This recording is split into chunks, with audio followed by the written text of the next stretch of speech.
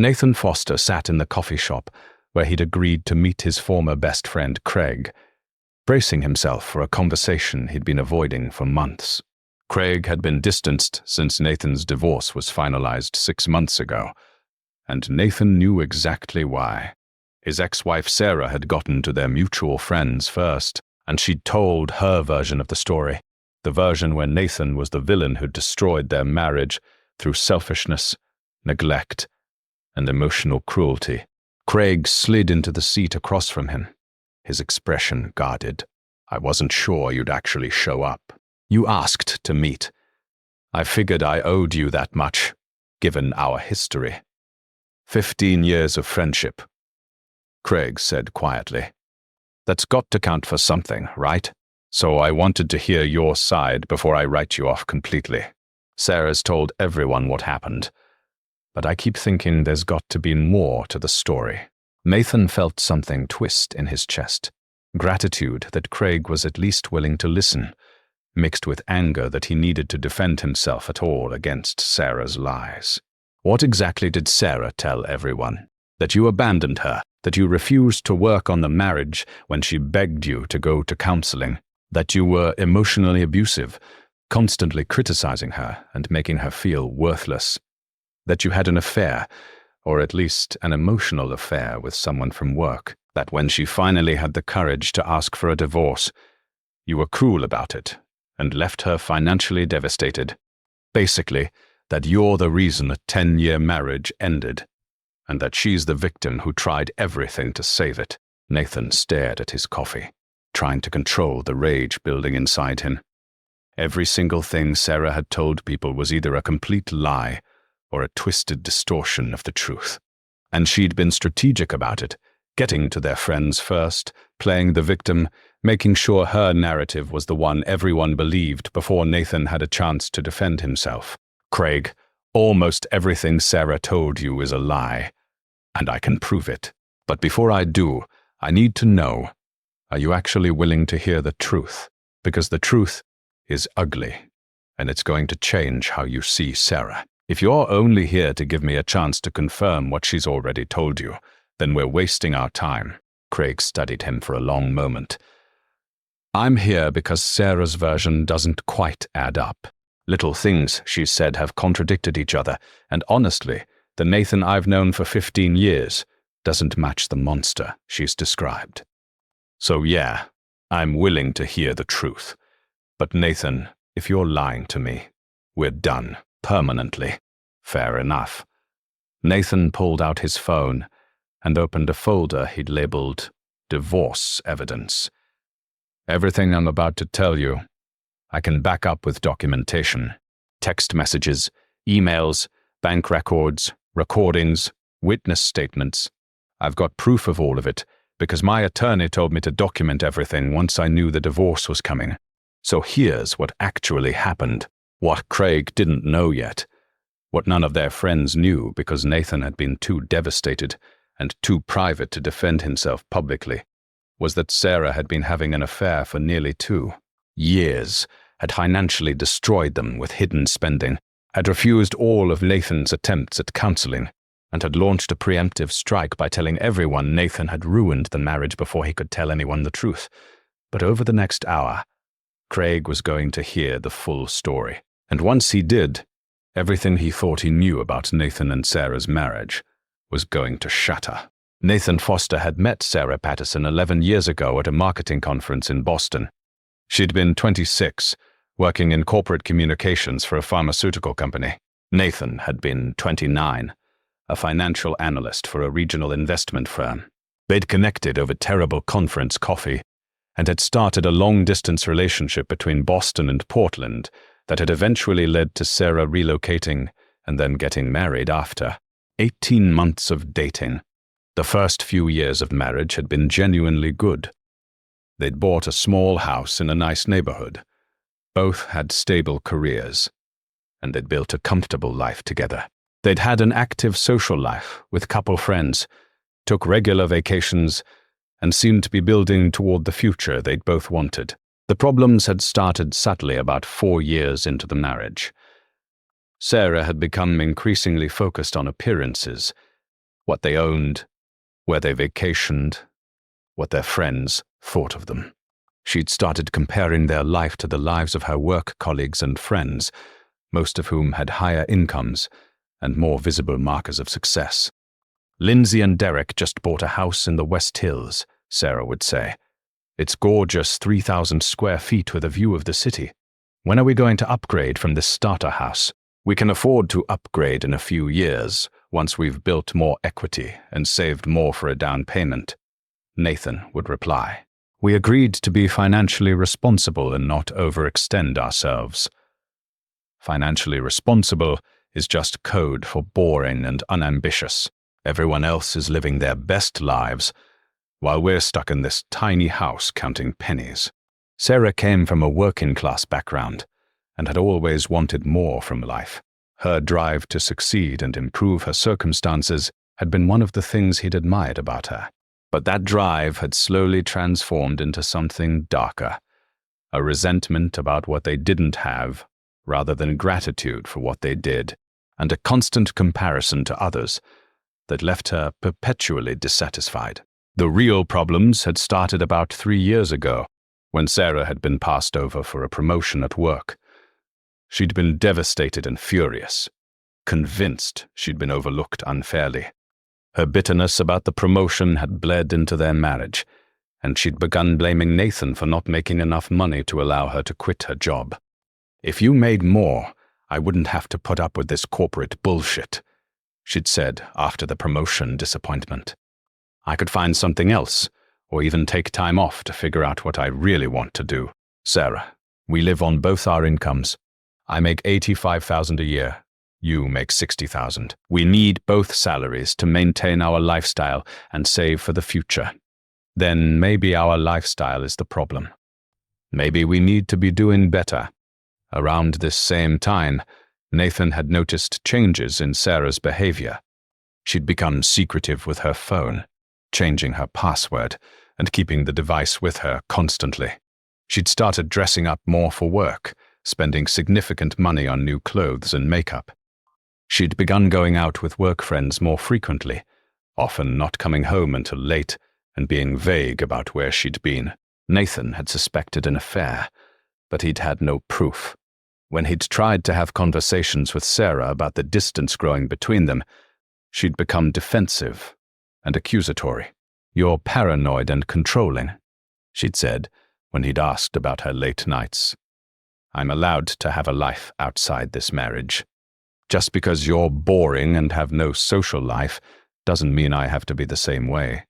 2 years ago, Nathan had finally confirmed what he'd suspected. Sarah was having an affair with a co-worker named Derek, the same Derek whose house she'd been admiring, who happened to be married to her friend Lindsay. The affair had apparently started shortly after Sarah had been passed over for the promotion, and Derek had been her primary emotional support during that difficult time. The emotional affair had turned physical, and they'd been carrying on for months. Nathan had discovered the affair by accident when Sarah had left her laptop open and he'd seen messages from Derek in her chat application. The messages had been explicit, discussing their affair in detail, making plans to meet at hotels, complaining about their respective spouses who didn't understand them. Nathan had been devastated, but he'd also been strategic. He'd consulted with an attorney before confronting Sarah. The attorney, a sharp woman named Rebecca Stone, had advised him to document everything before filing for divorce. Oregon is a no-fault state, so the affair won't directly impact property division, Rebecca had explained. But if she's been spending marital money on the affair, we can potentially recover that. And if she tries to claim you were abusive or at fault for the marriage failing, documentation of her affair serves as a defense. Document everything, Nathan, everything. So Nathan had spent 2 months documenting the affair. He'd found hotel receipts charged to their joint credit card, Sarah meeting Derek when he traveled for work. He'd found expensive gifts she'd bought him using marital funds. He'd discovered she'd been lying about working late and was actually spending those evenings with Derek. He'd recovered deleted text messages from phone backups, showing the extent of their affair. But what Nathan had also discovered during this documentation period was even more disturbing. Sarah had been financially destroying them. She'd opened credit cards in her name only and had run up over $60,000 in debt that Nathan hadn't known about. She'd been making minimum payments from their joint account while hiding the actual balances from him. She'd taken out a personal loan for $15,000 without his knowledge. She'd been spending recklessly. Expensive dinners, designer clothes, jewelry, trips, all while complaining to Nathan that they didn't have enough money. The financial deception had been extensive and deliberate. Sarah had been living a double life, spending money they didn't have to maintain appearances with her friends and to fund her affair, all while making Nathan feel guilty for not providing more. When Nathan had finally confronted Sarah with evidence of the affair, her response had been immediate and vicious. She'd denied nothing. She couldn't, given the evidence. But she'd immediately gone on the attack. "I had an affair because you drove me to it," she'd said coldly. "You're emotionally distant. You don't support my ambitions. You're content with mediocrity. Derek makes me feel alive, makes me feel valued. You make me feel like I'm drowning in boredom." "I wanted to work on our marriage," Nathan had replied. "I've asked you multiple times over the past 2 years to go to counseling with me. You refused every time, because counseling is just a way for you to get validation that you're right and I'm wrong. I don't need a therapist to tell me what I already know. This marriage is dead and has been for years. Then, let's end it." "But Sarah, we need to talk about the financial situation. I found the credit cards, the personal loan, all the debt you've been hiding. We're $75,000 in debt that I didn't know about. How could you do this?" Sarah's face had hardened. "I did what I needed to do to have some quality of life. You want to live like we're broke, counting every penny, never enjoying anything. I refuse to live like that. We're not broke. We make $145,000 combined. We could live very well on that income if you weren't spending money we don't have. Then maybe you should make more money so I don't have to charge things on credit cards." That conversation had ended with Nathan telling Sarah he wanted a divorce. She'd seemed almost relieved, probably because it freed her to be with Derek without the complications of being married. They'd agreed to separate immediately, with Nathan moving out of the house temporarily while they figured out the divorce details. What Nathan hadn't anticipated was Sarah's preemptive strike on their social circle. Within days of their separation, Sarah had called or met with virtually every couple they were friends with, and had told them her version of the story. Nathan had ruined the marriage through emotional abuse and neglect. Nathan had refused to go to counseling when she'd begged him to. Nathan had been having an affair. She was vague about with whom, letting people fill in their own assumptions. Nathan had left her financially devastated by emptying their joint accounts and leaving her with all the debt. Every single claim was either a complete lie or an inversion of the truth. But Sarah had told these lies with tears and apparent sincerity, playing the victim so convincingly that most of their friends had believed her without question. By the time Nathan realized what she'd done, the damage was complete. Friends had stopped calling him. Invitations to social events had dried up. People he'd known for years looked at him with suspicion or outright hostility. Nathan had been too hurt and too private to defend himself publicly. He told himself that the truth would come out eventually, that real friends would ask for his side, that he didn't need to justify himself to people who'd turned on him so quickly. But the isolation had been painful, and watching Sarah successfully paint herself as the victim while he became the villain had been infuriating. The divorce had proceeded with predictable contention. Sarah had claimed she deserved more than half the marital assets because Nathan had been emotionally abusive. She'd claimed the debt was joint debt that should be split equally. She'd claimed Nathan should pay her spousal support for years because she'd sacrificed her career growth for the marriage. Nathan's attorney, Rebecca, had methodically demolished every claim. She'd presented evidence of Sarah's affair, including the hotel receipts and gifts purchased with marital funds. She'd shown that Nathan had made multiple documented attempts to get Sarah to attend marriage counseling, all of which she'd refused. She'd presented evidence that the $75,000 in debt was in Sarah's name only, had been incurred without Nathan's knowledge, and had been spent on personal expenses and affair-related costs. Rebecca had also presented evidence that Nathan had not emptied their joint accounts. In fact, he'd left significantly more money in those accounts than he'd taken when he moved out, specifically to ensure Sarah could pay bills during the separation. The final settlement had been determined by Oregon's equitable distribution laws.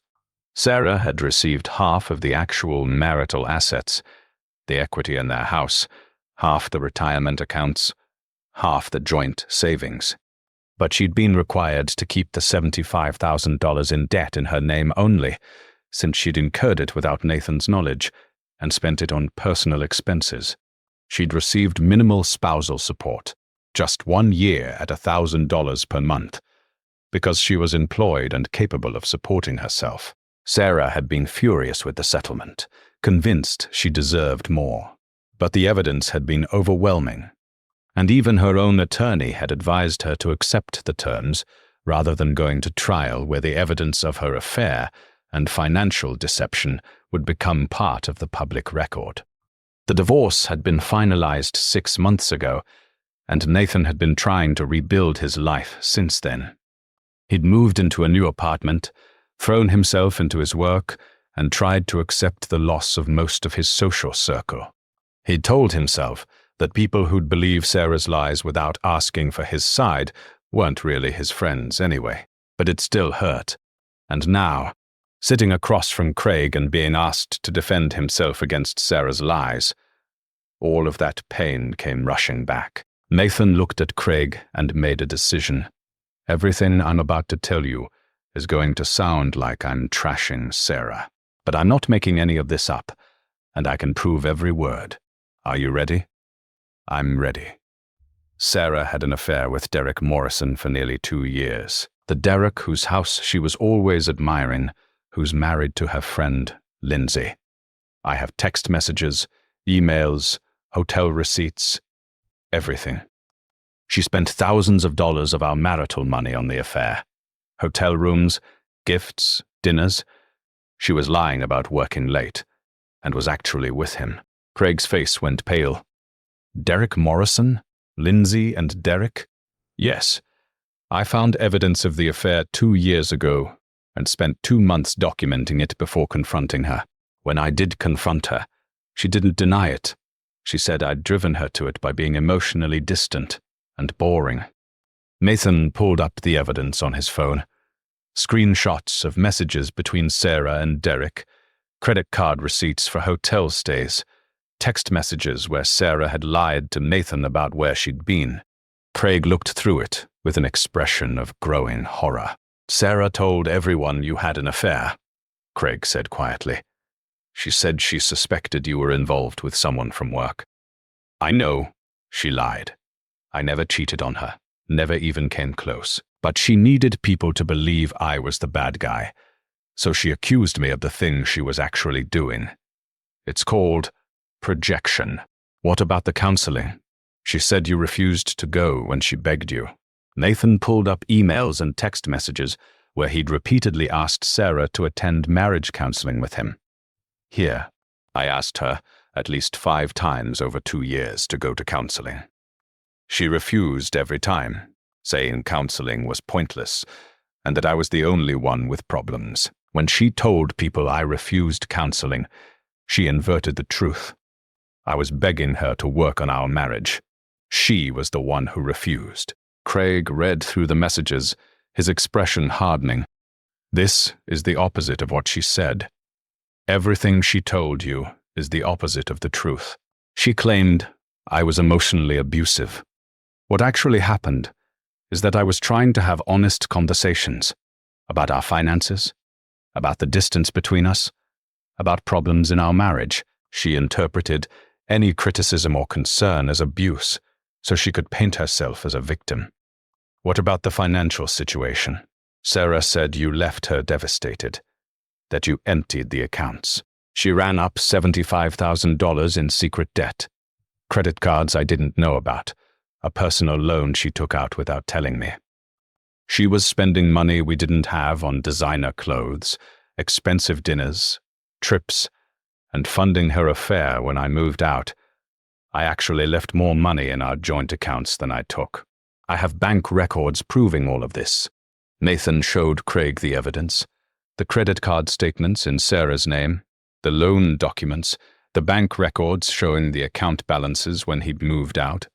Craig looked through everything with a mixture of shock and anger. She told everyone you destroyed her financially. She said she was left with all the debt and no money. She was left with the debt she'd incurred secretly and that she'd spent on herself and her affair. The court ruled it was her separate debt because she'd hidden it from me.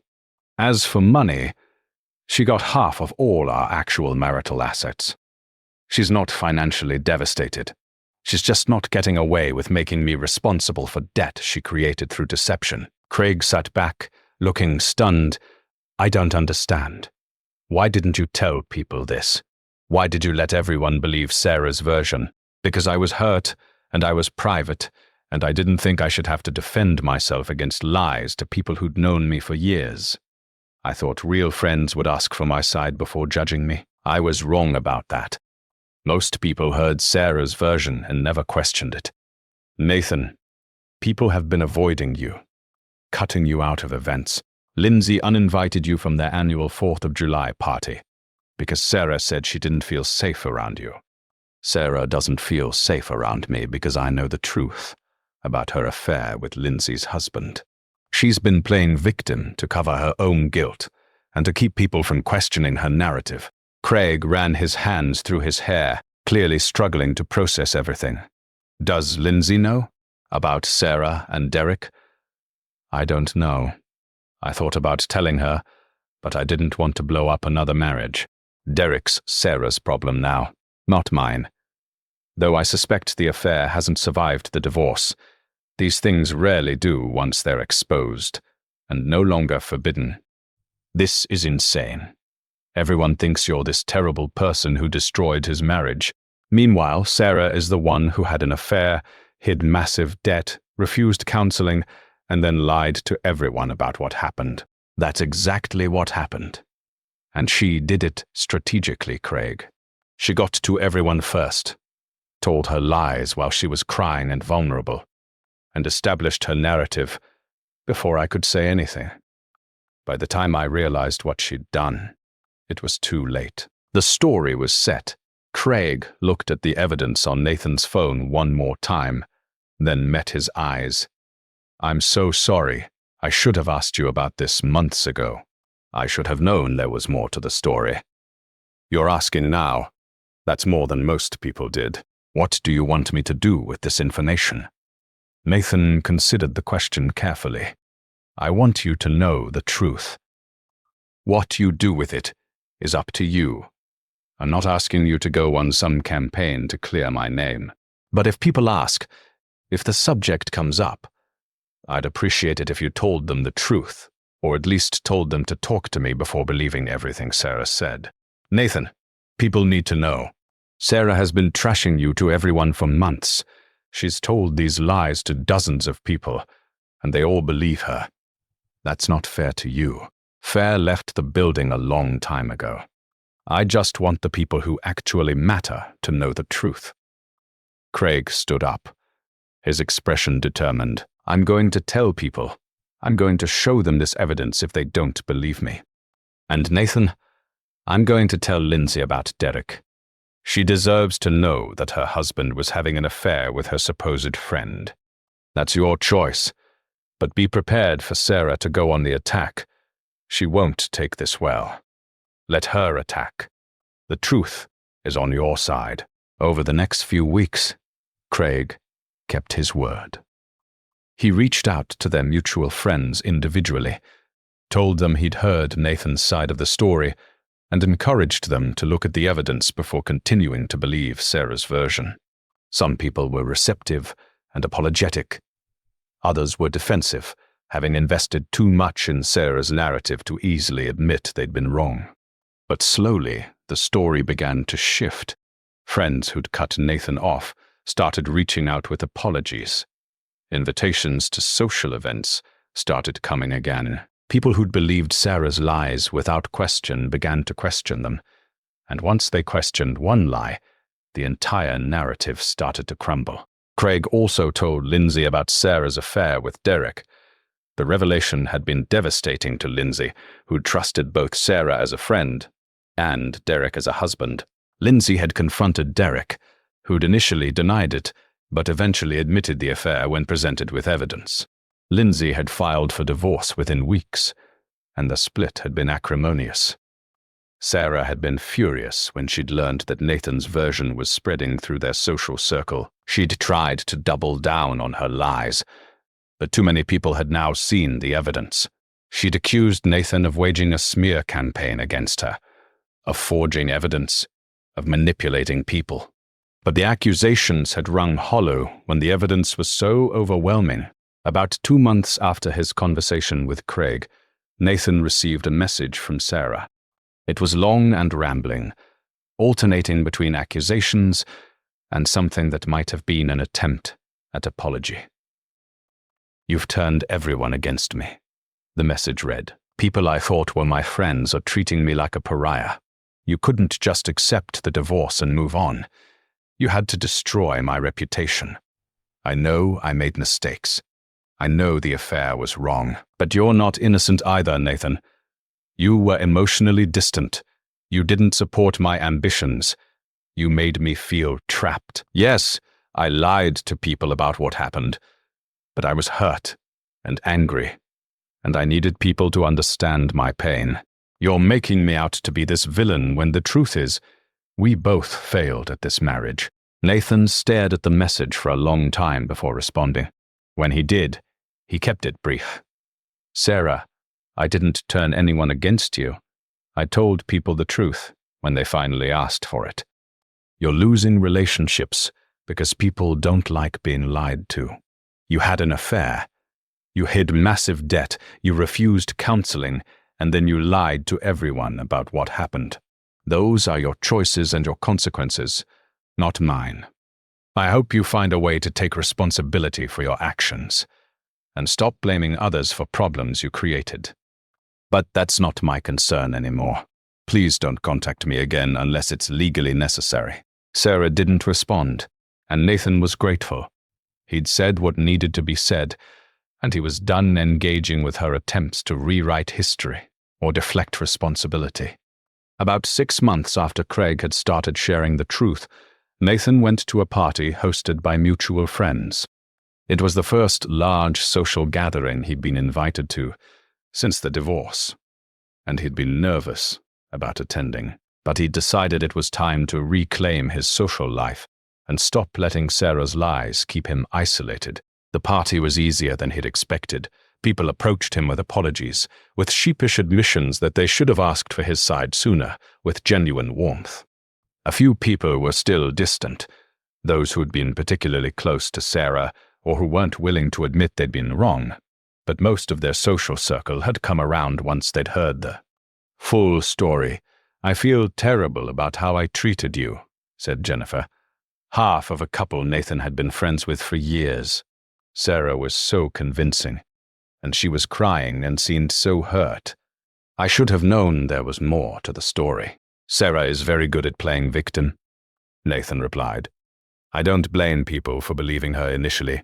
I just wish more people had asked before making judgments. For what it's worth, I think most people feel the same way. We got played, and we're sorry." Later in the evening, Craig pulled Nathan aside. "I'm glad you came, and I'm glad people are finally understanding what really happened. Thank you for believing me and for sharing the truth. I know it wasn't easy. It was necessary. Sarah needed to face consequences for her lies, and you deserved to have your reputation restored. Has anyone talked to Sarah recently? She's basically dropped out of our social circle. I think the weight of her lies catching up with her was too much. Derek divorced Lindsay and apparently tried to continue the relationship with Sarah, but it fell apart quickly once they weren't sneaking around anymore. Last I heard, Sarah's been dating around and telling new people that she's divorced with no details about why. The truth wouldn't help her dating life.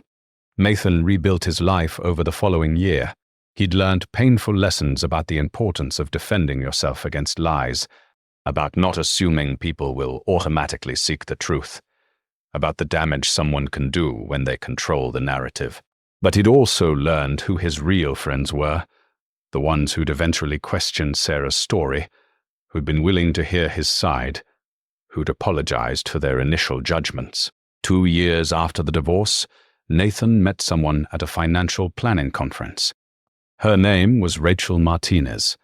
She was a corporate accountant, and they bonded over shared professional interests and a mutual appreciation for financial responsibility. Their relationship developed slowly, both of them carrying wounds from previous relationships that made them cautious. When Nathan eventually told Rachel about his divorce and what had happened with Sarah's lies, she'd been understanding, but also direct. "I appreciate you telling me. But Nathan, if something like that ever happens again, if someone starts spreading lies about you, you need to defend yourself immediately. Don't wait months hoping the truth will emerge on its own. Control your own narrative. I learned it the hard way. Good, because I don't date pushovers, and I don't date people who let others define who they are. You're better than that." They married 3 years after Nathan's divorce, in a small ceremony with close friends, including Craig, who'd become closer to Nathan than ever after the events following the divorce. Several people who'd initially believed Sarah's lies and had later apologized attended the wedding, grateful to be included and to celebrate Nathan's happiness. At the reception, Craig gave a toast that made everyone laugh and wince simultaneously. Nathan's first marriage taught him that controlling the narrative matters, that defending yourself against lies isn't optional, and that people will believe whatever story they hear first. Sarah told everyone Nathan ruined their marriage through abuse, neglect, and affairs. The truth was the complete opposite. She'd had the affair, she'd hidden massive debt, she'd refused counseling, and she'd lied to everyone to cover her own guilt. When people finally heard the full story, Sarah's lies unraveled, and Nathan's reputation was restored. But it shouldn't have taken that long. He raised his glass. "To Nathan and Rachel, may your marriage be built on honesty. May you always defend each other against falsehood, and may you never let someone else control your story. And may you always verify before you judge, because sometimes the person everyone thinks is the villain is actually the victim, and vice versa." 5 years after his divorce from Sarah, Nathan ran into her at a professional conference they were both attending. She looked older, tired, with a hardness around her eyes that hadn't been there during their marriage. They nodded awkwardly at each other from across the room, but didn't speak. Later that day, Nathan saw Sarah sitting alone at the conference bar, nursing a drink. Against his better judgment, he approached. "Hello, Sarah." She looked up, surprise, and something that might have been shame crossing her face. "Nathan, I didn't expect you to talk to me. I wasn't planning to, but I saw you sitting here alone and thought maybe we should have one final conversation, clear the air completely. What's left to clear? Everyone knows the truth now. Everyone knows I lied about what happened in our marriage. I'm sure you're satisfied with how that turned out. I'm not satisfied that it happened at all. Sarah, why did you lie to everyone? You had an affair, you hid debt, you refused counseling. Those were your choices, and you were entitled to make them. But why lie to our friends about what happened? Why make me out to be the villain?" Sarah was quiet for a long moment, staring at her drink. "Because I was ashamed. Because I knew what I'd done was wrong. and I couldn't face people knowing the truth. It was easier to make you the bad guy than to admit I'd destroyed our marriage through my own choices. I thought if I could control the story, I could control how people saw me. How did that work out for you? Obviously it didn't. Once the truth came out, I lost everyone's trust and most of my friends. I probably deserved that. But Sarah, I hope you learned something from it. You can't build a life on lies. Eventually the truth emerges, and when it does, the lies make everything worse. I know that now. For what it's worth, I am sorry. I'm sorry for the affair, for the financial deception, and especially for the lies I told about you. You didn't deserve that. No, I didn't, but I appreciate the apology, even if it's 5 years late. They parted cordially, and Nathan felt a sense of closure he hadn't expected. Sarah had finally taken some responsibility for her actions, and while it didn't undo the damage she'd caused, it at least acknowledged the truth. As Nathan walked back to Rachel waiting at their hotel, he thought about how different his life was now compared to 5 years ago. He'd gone from being vilified by his social circle based on lies, to having his reputation restored when the truth emerged, to building a new life with someone who valued honesty and integrity. The experience had taught him that people will believe the first story they hear, especially when it's told with emotion and apparent vulnerability. Sarah had weaponized her victim status, and it had worked for months before the truth caught up with her. But it had also taught him that truth eventually emerges, if you're patient, and if you have real friends willing to question narratives. The lessons from Nathan's story are profound and urgently relevant in an age where narratives spread quickly and people often believe accusations without verification. First and most importantly, whoever controls the narrative first has a massive advantage in shaping perception. Sarah got to their friends first with her lies, and Nathan spent months overcoming that initial narrative advantage. We learned that people tend to believe emotional, victimized storytelling without questioning its accuracy. Sarah's tears and apparent pain made her lies convincing, and most people accepted her version without seeking verification. The story teaches us that projection is a common tactic, accusing others of exactly what you're guilty of doing. Sarah accused Nathan of having an affair when she was the one having an affair, and of refusing counseling when she was the one who'd refused it. We see that privacy and assuming the truth will emerge naturally can backfire spectacularly. Nathan's decision not to defend himself publicly allowed Sarah's lies to spread unchecked for months. While his privacy instinct was understandable, it cost him dearly. The story reveals that false accusations of emotional abuse are devastating and difficult to disprove. Sarah's claims that Nathan was emotionally abusive were vague enough to be hard to refute, but serious enough to damage his reputation. We learn that documentation is absolutely critical when you know a relationship is ending. Nathan's decision to document everything, the affair, the financial deception, his attempts at counseling, gave him the evidence needed to eventually prove the truth. Most importantly, the story shows that eventually people do want to hear both sides if you're patient and if you have real friends. Craig's willingness to ask for Nathan's side was the turning point that led to the truth emerging and Nathan's reputation being restored. The call to action for anyone facing false accusations or lies being spread about them is clear. Don't assume people will automatically seek your side of the story. Many won't, especially if the first story they hear is emotionally compelling. You must actively defend yourself and share your truth. Document everything if you see a relationship or situation deteriorating. Keep texts, emails, financial records, recordings where legal. Documentation allows you to prove truth when faced with lies. Don't wait months to tell your side. The longer false narratives circulate, the harder they are to overcome. Share your truth with key people as soon as you realize lies are being spread. Be willing to show evidence to people who matter.